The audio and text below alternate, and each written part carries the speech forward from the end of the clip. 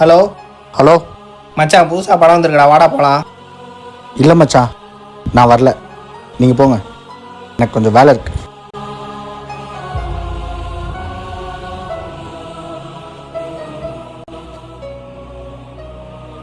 டேய், என்னடா ஏன்டா படத்துக்கு கூப்பிட்டா வரலன்னு சொல்கிற?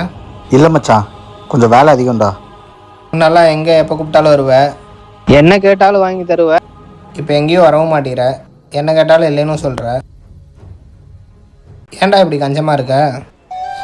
ஆமாம் மச்சான், அதெல்லாம் என் அப்பா காசில் பண்ணதுனால எனக்கு எதுவுமே தெரில. அவர் என் அப்பான்ற ஒரே காரணத்தினால அவர் உழைப்பு எல்லாத்தையும் சுரண்டி செலவு பண்ணேன்.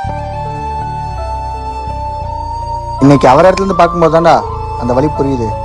அதனால தான்டா அனாவசியமாக செலவு பண்ண தோண மாட்டேங்குது. ஆனால் ஒன்றுடா, உங்களுக்கு எதனா பண பிரச்சனை வந்தால் அன்றைக்கி அந்த கஞ்சத்தனம்லாம் பார்க்காம உங்களுக்காக வந்து நிற்பேன்.